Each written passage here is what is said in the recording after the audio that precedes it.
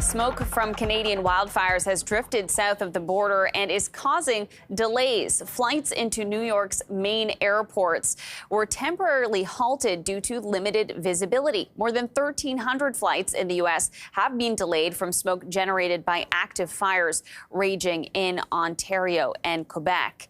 And with the summer travel season ahead, which should be an important one for airlines, we want to connect with one of them. The CEO of Flair Airlines, Stephen Jones, joins us now. Stephen, thanks so much for making time for us today. My pleasure. So I did want to just get your thoughts on the wildfire situation in this country that is drifting south as well when it comes to the smoke and the impact that it's having. What kind of impact are you feeling or watching for potentially?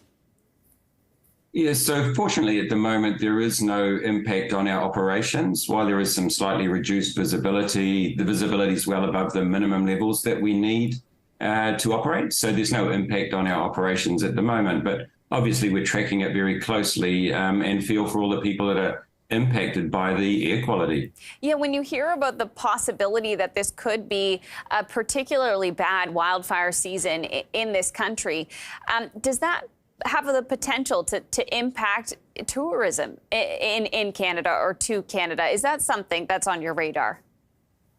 Oh, I think, if we look back a couple of seasons, we've had some very bad wildfires here in Canada, and it has impacted, places, for example, like Kelowna or others, where it's been most significant. So yes, I would not underestimate the impact it could have.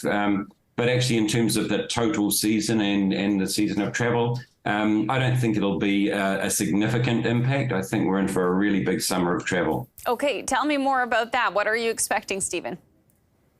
So we're expecting very strong loads. I think people are well and truly now back after COVID. Last summer was still a little bit, coming out of Omicron and some of the tail end of COVID. But we've been traveling with 90% load factors for April and May. So 90% of all of the seats on our flights in those 2 months have been sold. And as we look forward, and as an industry, we're lucky enough to be able to get good forward visibility through the sales. This is going to be a really big summer. So I'm expecting 90 to 95% load factors through the next 4 months. It seems like last summer was such a long time ago now at this point, Stephen, but it wasn't a smooth summer when it comes to airline travel, trying to get back, into the groove following the pandemic shutdowns. Staffing was a big issue. How do you see yourself, set up for this year? Is it quite different from last year?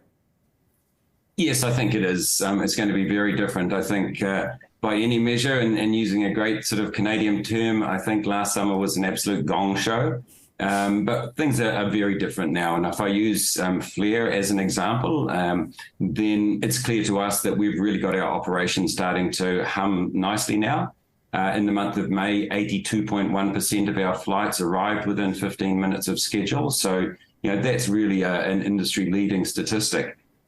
So that's come from looking all the way through the system, whether it's the way we schedule flights, the online check-in, the training at the airport, the in-flight training, all of that has to come together. And I think the industry generally, but particularly Flair, is in a much better place this summer than we were last. The Canadian Transportation Agency, it tracks complaints, and at the beginning of this year, up until March, Flair was leading the way in terms of complaints per 100 flights, so about roughly 20 complaints per 100 flights.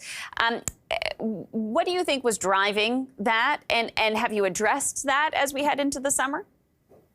Yeah, so I think the CTA statistics are interesting, but can be a little bit misleading. If we look at the actual numbers of complaints, so Flair had 239.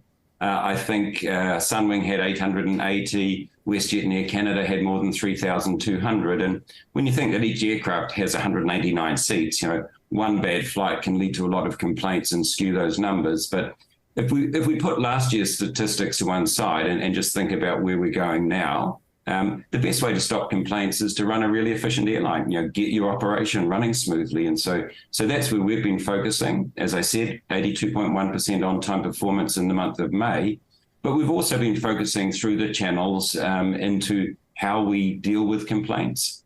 We've established a specialist CTA response team based in Montreal. And so they've enabled us to reduce the number of days of delay or days of processing a CTA complaint from 90 down to approximately 10 days now. So I think this is a very different environment than those historical statistics report on.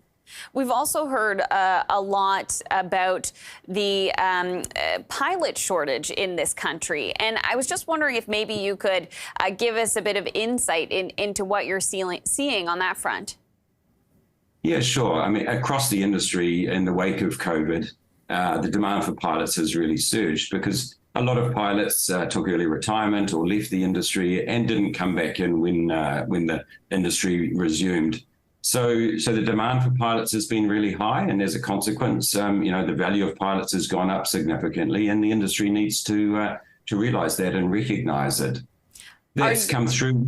We've completed a contract with our pilots in December of last year, so we're in contract at the moment.